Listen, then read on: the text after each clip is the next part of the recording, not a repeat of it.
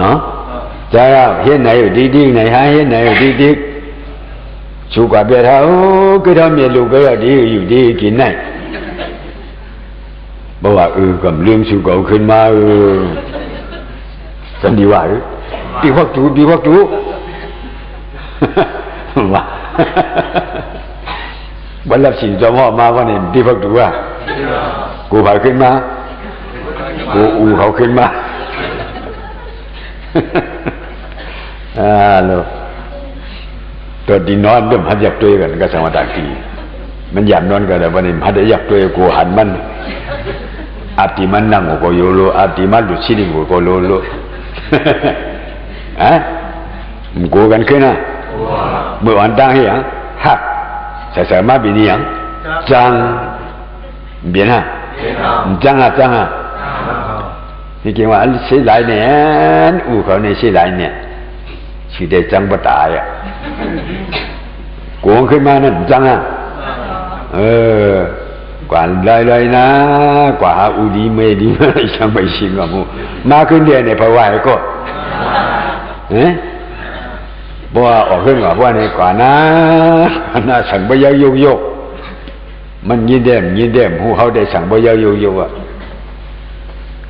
ห้องขึ้นหน้าจังกว่าแต่กาโยกีหลวงเขาเจนจานะวันหนึ่งเจ้าก็ดีใจกว่า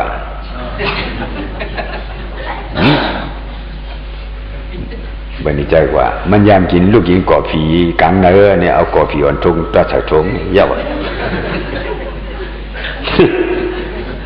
มันยามดูชิลิกเกินเนี่ยชิลิกก่อนเดียดิกตัดใส่ถุงเยอะบันมันกว่าอันขึ้นเนี่ยเป็นตาเปิดมันได้เลยกว่าชิลิกดิกเนี่ยกอผีทุ่งเตียงอันหนึ่งขึ้นเงินได้เตียงได้จังไม่ใส่หรอกอันเป็นเหนียบลงมันจังไม่ใส่กาผ่องกาเปียมาหาบยาเลยกว่ากาหาบยายิ่งได้หลายหมื่นหลายแสนก็มั่วเลยกว่าหาบยาก็อย่างนี้บันโมนะบันโมโอ้ปวดเส้นใจในโลกาตัวนี้ทุกขาติสานะต่างเจงฮะเนี่ย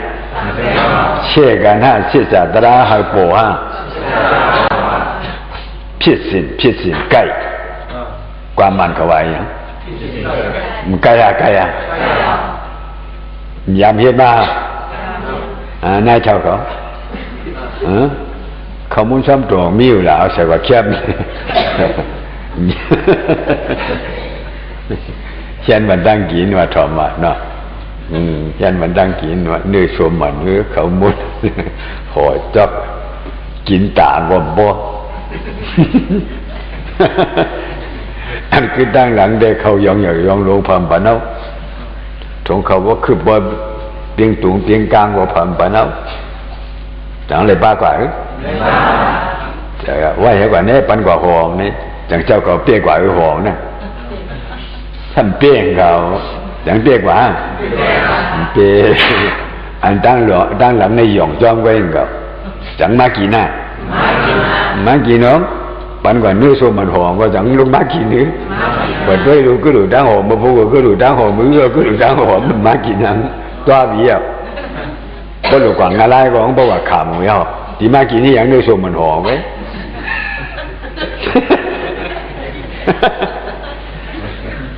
อย่างนี้บอกกิน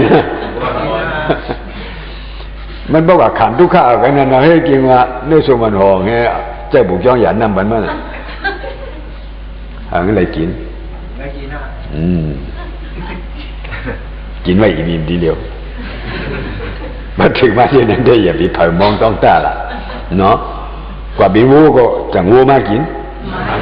ตายบินควายก็จังควายมากินตายบินม้าก็มากินเนาะกว่าบินพิจารก็พิจารมากินอาจารย์นั่นเฮ็ดเป็นหลายก็ความใจหวังเข้าหนีจากเนี่ยเขาสายขาดเนี่ยอย่างแบบมึงยังเบิ่งห้องอย่างเดียว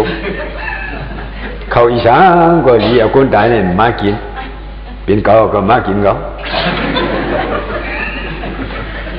ไฟขีดก็ใส่กันในพยองเตียงก็ใส่กันในชิลิก็ใส่กันในข้าวมุ้นก็ใส่กันในหมอกก็ใส่กันในที่กิน เมื่อที่เป็นคนเอายามกินถึงเดียวตายเอาจึงได้มาปานกินว่ากินดิ้นกินอ่ะ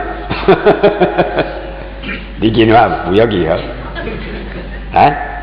สั่งไว้น่ะสั่งไว้น่ะยามสั่งไว้ว่า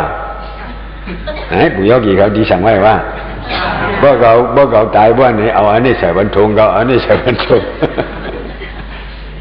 ยังมีสัตว์ลูกกลางแล้วตัวบีนะบ่เหตุการณ์อากุศลบ่นี่ก็มรู้ละทั้งตัวบีอเบดีว่าเนาะบ่เหตุการณ์ดีกันเนี่ยบ่นี่ก็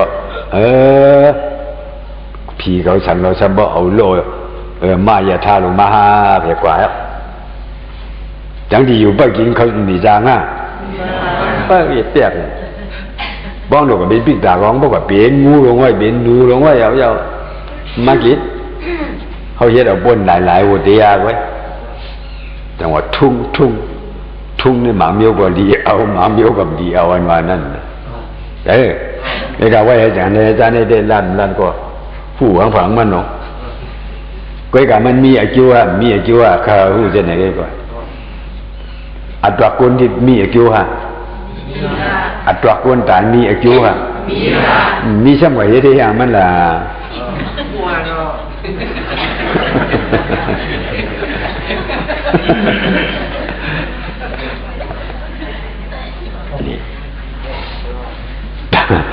ตาดีสร้างล่างนี่อวิชชาก็ขิงมากกว่าควายไหนไปเนาะตาเอาเวทเนี่ยว่านี่ก็คันจะเนี่ยนายเท่ากับมือหมดไปเลยนายหลายๆก็เต็มเลยนะ